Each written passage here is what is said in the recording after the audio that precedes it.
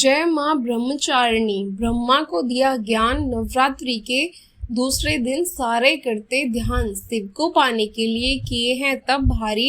ओम नमः शिवाय। जब का शिव की बनी हो प्यारी, या देवी सर्वभूतेश ब्रह्मचारी रूपिणी संस्कृत नमस्तस्ते नमस्तस्ते नमो नमः।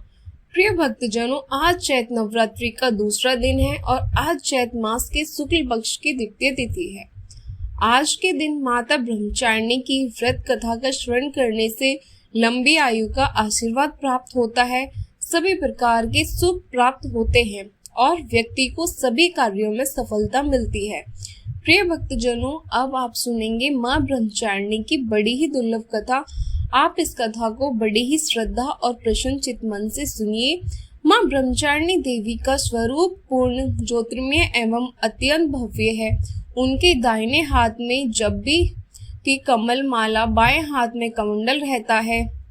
अपने पूर्व जन्म में जब वह हिमालय के घर पुत्री के रूप में उत्पन्न हुई थी, तब नारद जी के उपदेश से उन्होंने भगवान शिव जी को पति के रूप में प्राप्त करने के लिए अत्यंत कठिन तपस्या की थी। इसी दुष्कर तपस्या के कारण उन्हें तत्पश्चात अर्थात ब्रह्मचारिणी नाम से अभिहित किया गया। 1000 वर्ष उन्होंने केवल फल फूल खाकर व्यतीत किए और 100 वर्ष तक केवल शाक पर निर्भर किया था। कुछ दिनों तक कठिन वास रखते हुए देवी ने खुले आकाश के नीचे वर्षा और धूप के भयानक कष्ट सहे। इस कठिन तपस्या के बाद 3000 वर्षों तक केवल जमीन पर टूटकर गिरे हुए बेल पत्रों को खाकर वे भगवान शिव की आराधना करती रहीं। इसके बाद उन्होंने सूखे बेल पत्रों को भी खाना छोड़ दिया और कई हजार वर्षों तक वह निर्जल और निराहार तपस्या करती रहीं। पत्तों को भी खाना छोड़ देने के कारण उनका एक नाम अर्पणा भी पड़ गया। कई हजार वर्षों की इस कठिन तपस्या के कारण ब्रह्मचारिणी देवी का शरीर एकदम क्षीण हो गया। उनकी ये दशा देखकर उनकी माता मैना अत्यंत दुखी हुई और उन्होंने उन्हें इस कठिन तपस्या से विरक्त करने के लिए आवाज दी। ओ माँ, तब से में देवी ब्रह्मचारी का एक नाम उमा भी पड़ गया। उनकी इस तपस्या से तीनों लोकों में अहंकार मच गया। देवता, ऋषि, सिद्धगण, मुनि सभी देवता ब्रह्मचारिणी की इस तपस्या को अभूतपूर्व पुण्यकृत बताते हुए उनकी सराहना करने लगे। अंत में पितामह ब्रह्मा जी ने आकाशवाणी के द्वारा उन्हें संबोधित करते हुए प्रसन्न स्वर में कहा, हे देवी, आज तक किसी ने ऐसी कठोर तपस्या नहीं की है जैसी तुमने की है। तुम्हारे इस अलौकिक कृत्य की चारों ओर सराहना हो रही है। तुम्हारी मनोकामना सर्वतो भावनी परिपूर्ण होगी। भगवान चंद्रमौली शिव जी तुम्हें पति रूप में प्राप्त होंगे। अब तुम तपस्या से व्रत होकर घर लौट जाओ। शीघ्र ही तुम्हारे पिता तुम्हें बुलाने आ रहे हैं। भक्तजनों, माँ ब्रह्मचारिणी की इस कठोर तपस्या को देखते हुए भगवान शिव जी ने कई बार उनकी परीक्षा भी ली। उस परीक्षा में देवी माँ उत्तीर्ण हुई और इससे प्रसन्न होकर महादेव भगवान भोलेनाथ ने माता ब्रह्मचारिणी को अपनी अर्धांगिनी स्वीकार किया, उन्हें आशीर्वाद दिया तथा उनसे विवाह किया। माँ दुर्गा का यह दूसरा स्वरूप भक्तों और सिद्धों को अत्यंत फल देने वाला है। उनकी उपासना से मनुष्य में तप, त्याग, वैराग्य, सदाचार और संयम जैसे गुणों की वृद्धि होती है। जीवन के कठिन संघर्षों में भी व्यक्ति अपने कर्तव्य से विचलित नहीं होता।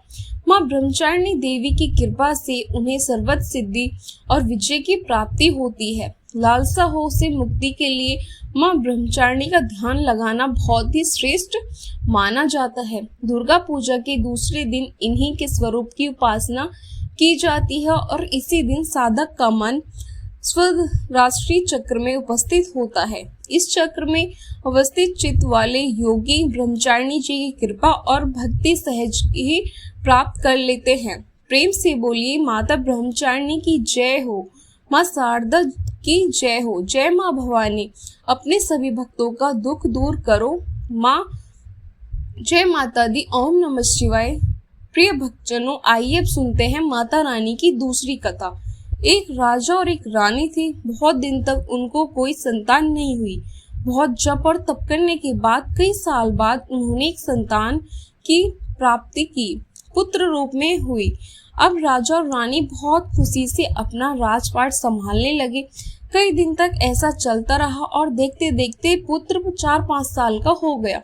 एक दिन की बात है, रानी दोपहर में बच्चे के साथ सो रही थी और बच्चे की नींद खुल जाती है। वे उठकर बाहर की ओर जाने लगा क्योंकि उसको बाहर जाने नहीं दिया जाता था। वे माँ को सोता हुआ देखकर उसके मन में बाहर जाकर अपनी उम्र के बच्चों के साथ खेलने की इच्छा हुई।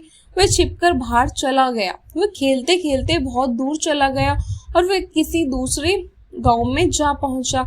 इधर जब रानी की नींद खुली तो वे बच्चे को अपने पास न देखकर बहुत हैरान हुई।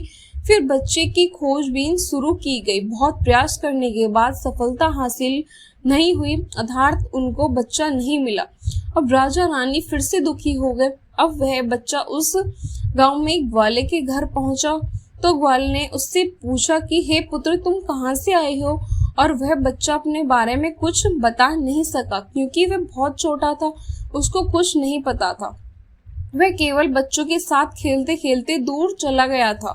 तो ग्वाले ने कहा कि जब यह बच्चा अपना नाम नहीं बता पा रहा है तो इसको अपने पास रख ले।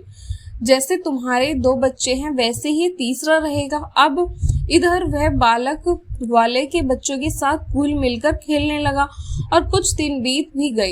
एक दिन ग्वाले की नजर उस बच्चे के हाथ पर पड़ी तो वह देखा कि उसके हाथ में किसी का नाम लिखा हुआ है। तो वह बच्चे से पूछा, पुत्र ये किसका नाम है? तो बच्चे ने कहा, ये हमारे पिताजी का नाम लिखा हुआ है।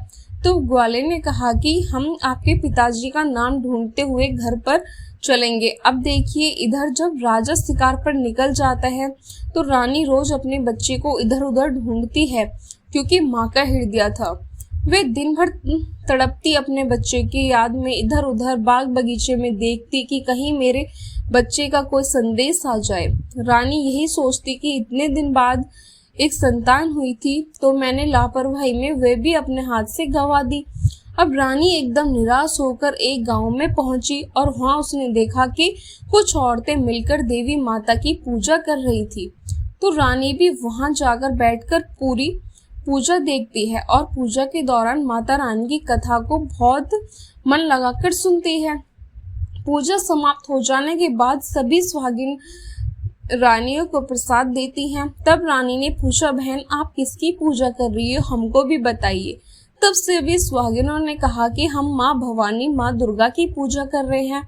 माता बहुत ही दयालु हैं, ये अपने भक्तों के संकट को क्षण मात्र में दूर कर देती हैं। बस ध्यान लगाने वाली बात है, तब तक आपकी मनोकामनाएं तुरंत ही पूरी हो जाती हैं। जब आपकी मनोकामनाएं पूरी हो जाए तो आप तुरंत माँ देवी की पूजा कीजिए और उनकी पूजा को कभी टालना नहीं चाहिए। तो रानी ने अपने मन में सोचा कि अगर माँ भवानी माँ दुर्गा ने हमारा बच्चा सकुशल वापस हमारे घर पहुंचा दिया तो हम भी इसी तरह से सभी सुहागिनों के साथ माता रानी की पूजा करेंगे। उधर रानी का यह मन्नत मांगना हुआ और उधर ग्वाला बच्चे को लेकर उसके पिता की तलाश में निकल पड़ा। वे कई जगह ढूंढते हुए काफी देर बाद गांव के किनारे पहुंचा तो एक व्यक्ति से पूछा कि भैया इस नाम के व्यक्ति को क्या आप जानते हैं? तो वह आदमी ने बताया, हाँ भैया ये हमारे राजा का नाम है, उनका पुत्र खो गया है, क्या यह उन्हीं का पुत्र है? यह बताकर ग्वाले को घर तक पता बताया। ग्वाला जब बच्चे को लेकर राजा के द्वार पर पहुंचा तो राजा रानी ने अपने बच्चे को देखकर लिपटकर रोने लगे और बार बार ग्वाले का ध्यान करने लगे। तो राजा ने पूछा कि भाई इसको आपने कहाँ पाया? तो ग्वाले ने कहा, राजा साहब ये बालक घूमते घूमते हमारे गांव आ पहुंचा था, तब हमने इससे इसका पता पूछा तो बालक कुछ नहीं बता सका। एक दिन खेलते खेलते जब मेरी नजर इसके हाथ पर पड़ी तो उसका नाम लिखा हुआ था और उसी नाम के सहारे हमने इसको आप तक पहुंचाया। प्रिय भक्तजनों, रानी की खुशी की सीमा नहीं थी।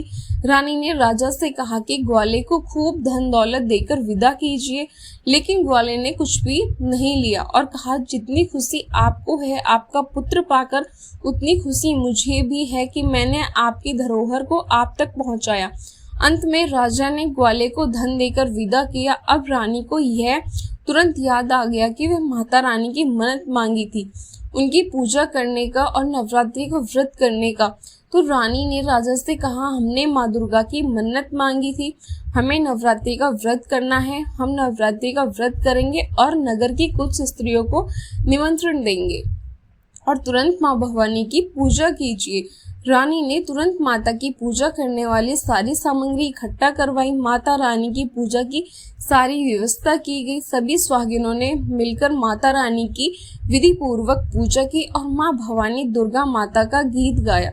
जिन सुहागिनों माता रानी की कथा आरती आती थी, उन्होंने माता रानी की कथा सुनाई और फिर अंत में सभी सुहागिनों ने मिलकर माता रानी की आरती की और उनसे प्रार्थना की कि हे माँ, जिस तरह आपने हमारे संकट को दूर किया है, ऐसे ही जो आपको याद करे आप उनके भी संकट को तुरंत दूर करना। माँ, आपका स्वभाव बड़ा ही श्रद्धालु है, बड़ा ही सहज है, बड़े ही कृपालु हैं। जय माता रानी। माँ भवानी, जिस प्रकार आपने रानी के बच्चे को वापस किया, उसकी गोद भरी, उसके जीवन में खुशियां लौटाई, उसी प्रकार सभी माताओं की गोद को हरा भरा रखना, सभी के घर में सुख समृद्धि लाना। जय माँ दुर्गा। ओम नमः शिवाय। प्रिय भक्तजनों, आइए अब सुनते हैं माँ तारा रानी की कथा। एक समय की बात है, माँ भगवती को मनाने वालों में से एक राजा स्पर्श भी थे। वे दिन रात उनकी पूजा अर्चना में लीन रहते थे। राजा को किसी चीज की कोई कमी नहीं थी, बस उन्हें बच्चे की ख्वाहिश थी। सालों से बच्चा नहीं होने के कारण राजा कुछ निराश रहा करते थे। एक दिन राजा की भक्ति से खुश होकर माँ भगवती ने सपने में आकर उन्हें 2 बेटी होने का वरदान दिया। आशीर्वाद मिलने के कुछ समय बाद राजा के घर एक बेटी पैदा हुई और बेटी पैदा होने की खुशी में राजा ने सबको दावत दी और बेटी की कुंडली में बंधवाने के लिए पंडित को बुलवाया। सबने राजा से एक बात कही कि यह साक्षात देवी का रूप है, जहाँ भी इसके कदम पड़ेंगे वहाँ खुशियाँ ही खुशियाँ होंगी, ये भगवती देवी की भक्त होगी। इतना सब कहकर पंडित ने लड़की का नाम तारा रख दिया। कुछ समय के बाद मंगलवार के दिन राजा के घर एक बेटी पैदा हुई। ज्योतिषियों ने उसकी कुंडली भी बनवाई और उदास हो गए। राजा ने जब उनकी उदासी का कारण पूछा तो ज्योतिषियों ने बताया कि ये लड़की आपके जीवन में खूब सारा दुख लेकर आएगी। राजा ने ज्योतिष से पूछा कि आखिर मैंने ऐसा कौन सा खराब कर्म किया है, इसने मेरे घर जन्म लिया है। जो ज्योतिषियों ने बताया कि आपको दोनों बेटियां राजा इंद्र की अप्सराएं हुआ करती थी। इनमें से बड़ी बहन का नाम तारा और छोटी का नाम रुक्मणी था। एक दिन यह दोनों मिलकर धरती की सैर करने के लिए आ गई। दोनों ने वहां पहुंचकर एकादशी के दिन का व्रत रखा। तारा ने अपनी छोटी बहन से कहा कि आज एकादशी का व्रत है, इसलिए बाजार जाकर कुछ ताजे फल ले आओ, लेकिन वह कुछ मत खाना। रुक्मणी बाजार से फल लेने के लिए चली गई। वहां उससे मछली के पकौड़े दिखे। उसने झट से उन्हें खा लिया और अपनी दीदी के लिए कुछ फल ले लिए। रुक्मणी से तारा ने पूछा कि तुम अपने लिए हुए फल क्यों नहीं लाई, तो उसने जवाब दिया कि वे मछली के पकौड़े खाकर आई है। तारा ने गुस्से में कहा कि तुम पापन हो, एकादशी के दिन तुमने मछली खा ली। ऐसे खराब कर्म के लिए मैं तुम्हें छिपकली बनने का श्राप देती हूँ। अब उसी जंगल में तारा की बहन छिपकली बनकर रहने लगी। वहाँ एक जाने माने ऋषि गोरख भी अपने कुछ शिष्यों के साथ रहते थे। उनके शिष्यों में से एक बहुत ही घमंडी था। अपने घमंड के चलते वे शिष्य कमंडल में पानी भरकर एकांत में बैठकर तपस्या करने लगा। तभी एक प्यासी गाय वहां आ गई। उसने सीधा अपना मुंह उस कमंडल में डाला और पानी पी लिया। पानी पीने के बाद जैसे ही गाय अपना मुंह बाहर को निकालने लगी तो कमंडल नीचे गिर गया और ऋषि का ध्यान भंग हो गया। ऋषि ने देखा कि गाय पानी पी गई। तब गुस्से में ऋषि ने गाय को एक चींटी से बुरी तरह घायल कर दिया। इस बात की जानकारी जब गुरु गोरख को पड़ी तो वह तुरंत गाय को देखने के लिए वहां आ गए और जैसे ही उन्होंने गाय की हालत देखी वैसे ही उन्हें अपने उस घमंडी शिष्य को आश्रम से बाहर निकाल दिया। कुछ दिन तक 9 दिन के बाद गौ माता पर किए गए उस उपचार से होने वाले पाप को कम करने के लिए उन्होंने एक यज्ञ करवाया। इस यज्ञ के बारे में गाय को चिमटे से मारने वाले घमंडी शिष्य को भी पता चल गया, तो वह सीधे पक्षी का रूप धारण करके यज्ञ स्थल पर गया और भोजन में अपनी चोंच से मरा हुआ सांप डाल दिया। किसी को इस बात की खबर नहीं हुई। ये सब होते हुए तारा ने श्राप मिलने वाली छिपकली रुक्मणी देख रही थी। उसके मन में हुआ कि इसे खाकर सारे लोग मर जाएंगे। सबकी जान बचाने के लिए छिपकली बनी रुक्मणी सभी लोगों के सामने भोजन पर गिर गई। लोगों ने छिपकली को खूब कोसा और बर्तन को खाली करने लगे। उसी वक्त भंडारण करने वाले को खाने में मरा हुआ सांप भी दिखा। तब कहीं जाकर सबको समझ आया कि छिपकली सबकी जान बचाने के लिए जानबूझकर भोजन में गिरी थी। एक छिपकली होने के बावजूद भी इतने अच्छे विचार होने की वजह से यज्ञ में मौजूद सारे महत्वपूर्ण लोगों ने कहा कि हमें इस छिपकली की मुक्ति के लिए प्रार्थना करनी चाहिए। पंडित ने आगे बताया कि सबकी प्रार्थना से ही वह छिपकली तीसरे जन्म में आप जैसे प्रतापी राजा के घर बेटी के रूप में पैदा हुई है। वहीं तारा ने दूसरा जन्म तारामती के रूप में लिया और अयोध्या के राजा हरिश्चंद्र से शादी की। इतनी सब बातें कहने के बाद पंडित ने राजा स्पर्श को रुक्मणी को मारने की सलाह दी। इस बात पर राजा बोले कि मैं किसी की बेटी को कैसे मार सकता हूँ, ऐसा करना पाप होगा। फिर ज्योतिषों ने कहा कि एक संदूक में सोना चांदी लगवा कर उसके अंदर लड़की को रख देना और संदूक को पानी में बहा देना। उसमें लगा हुआ सोना चांदी देखकर लोग नदी से संदूक जरूर निकालेंगे और लड़की की जान बच जाएगी। राजा ने ज्योतिष के बताए हुए अनुसार वैसा ही किया। नदी में सोना चांदी जड़ा हुआ संदूक देखकर काशी के पास ही एक भील ने उसे बाहर निकाल लिया। उसके कोई बच्चा नहीं था, इसलिए उसने संदूक के अंदर की लड़की को पालने का फैसला लिया। उस भील को और उसकी पत्नी ने खूब प्यार से उसे पाला और रुको उसका नाम रख दिया। बड़ी होते ही दोनों ने रुको को शादी करवा दी। रुको की सासू माँ तारामती और राजा हरिश्चंद्र के महल में साफ सफाई करने का काम किया करती थी। कुछ दिनों के बाद रुको की सासू माँ बीमार हो गई। उनकी जगह रुको वहाँ काम करने लगी। तारामती ने उसे देखा और पुराने जन्म के पुण्य के कारण उसे पहचान लिया और उसे कहा कि तुम मेरी साथ बैठ जाओ। तो रुको ने कहा कि मैं तो भील हूँ, इसलिए आपके पास नहीं बैठ सकती।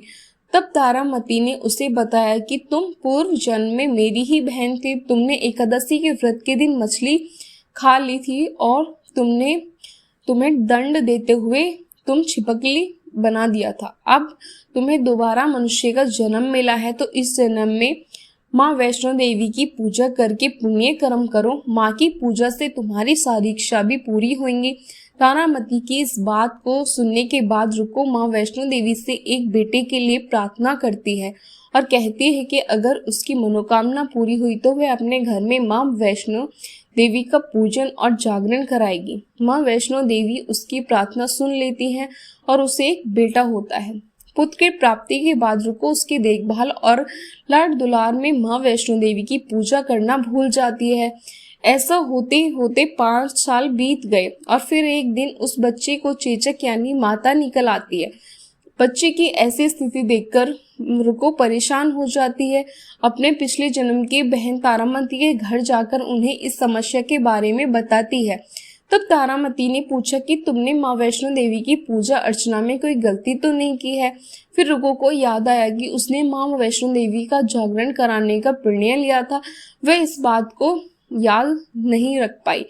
तही रुको को काफी पछतावा हुआ जब उसको ये बात याद आई और मन में उसने माँ से कहा कि बच्चे को ठीक होते ही वह अपने घर में जागरण कराएगी।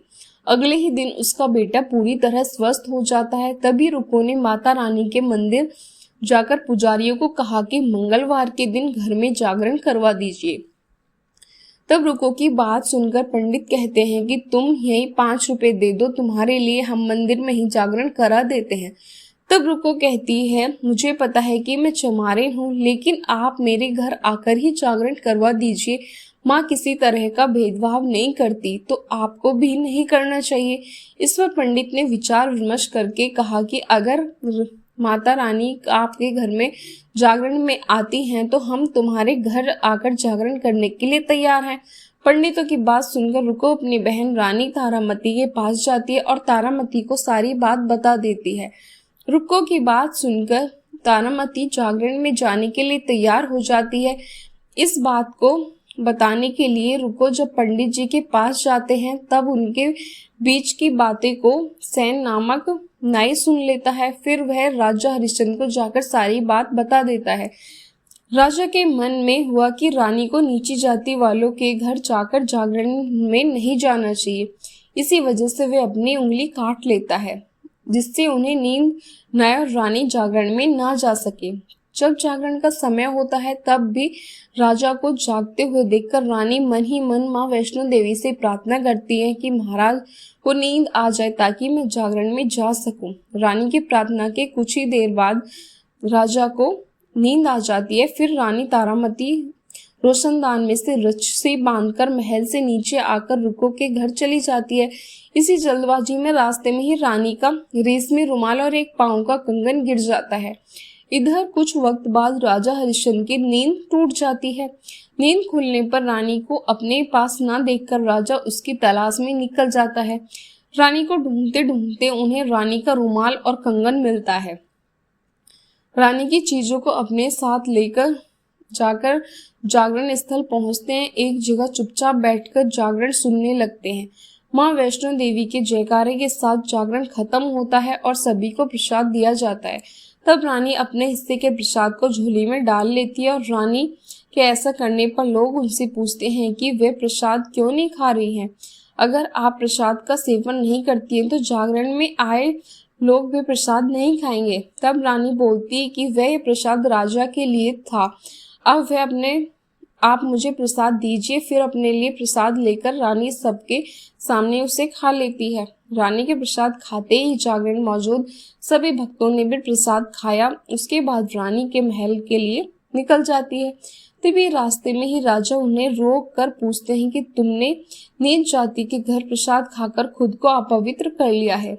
तुमने मेरे लिए भी प्रसाद रखा, अब तुम मुझे भी अपवित्र करना चाहती हो। अब मैं तुम्हें अपने महल नहीं लेकर जा सकता। यह बोलते हुए जब राजा रानी की झोली को देखता है तब उन्हें प्रसाद की जगह गुलाब, चंपा जैसे अनेकों फूल और कच्चे चावल और सुपारी वाला हो जाता है। फिर राजा चुपचाप रानी को अपने साथ लेकर महल पहुंचा। वहां रानी बिना माचिस के ही माता रानी के सामने दीप जलाकर राजा हरिश्चंद्र को और हैरान कर देती है। फिर रानी बोलती है कि माता के दर्शन के लिए बहुत बड़ा त्याग करना पड़ता है। इसके लिए आपको अपने बेटे रोहितराज की बलि देनी होगी, तभी माँ दुर्गा आपको साक्षात दर्शन देगी।